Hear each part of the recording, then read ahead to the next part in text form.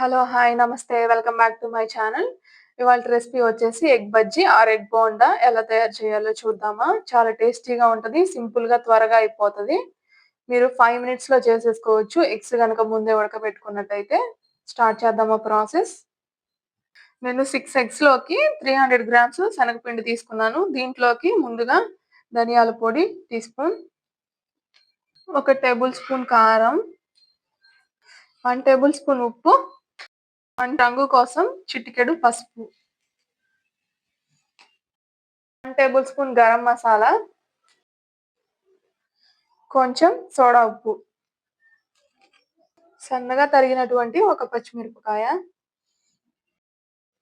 సన్నగా తరిగినటువంటి కొత్తిమీర. ఫస్ట్ ఈ మసాలా అంతా పిండిలో కలిసిపోయేలాగా కలుపుకోవాలి.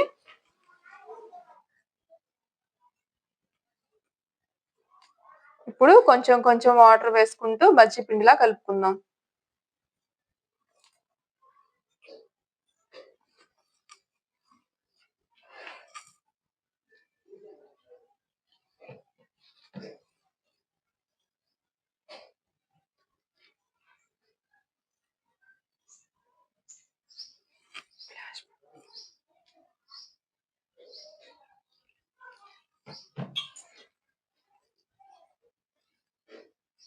తిక్కుగానే కలుపుకోవాలి. మిరపకాయ బజ్జీకి ఎలా అయితే కలుపుకుంటామో అలాగే కలుపుకుంటే సరిపోతది.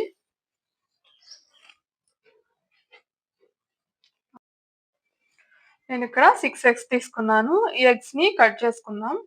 ఎగ్స్ ఉడకబెట్టుకునేటప్పుడు మామూలుగా మనం ఎంతసేపు అయితే ఉడకబెట్టుకుంటామో దానికంటే ఒక 2, 3 మినిట్స్ ఎక్కువ సేపు ఉడకబెట్టుకుంటే గట్టిగా ఉంటాయి.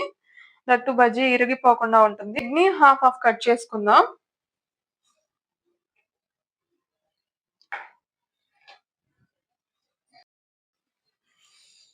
ఆయిల్ హీట్ అయింది. ఎగ్‌ని డిప్ చేసుకొని ఒక్కొక్కటిగా వేసుకుందాం. ఎగ్‌ని ఇలా డిప్ చేసుకొని ఒక్కొక్కటిగా జాగ్రత్తగా వేసుకోవాలి ఆయిల్‌లో.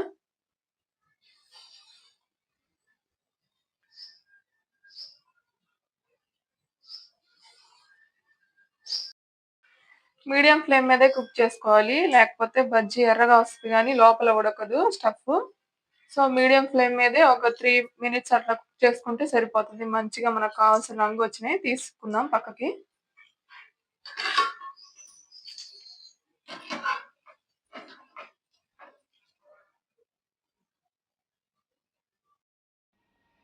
మన hot and spicy egg bajji అయితే రెడీ అయింది. మీరు కూడా ఎప్పుడన్నా ట్రై చేసి చూడండి.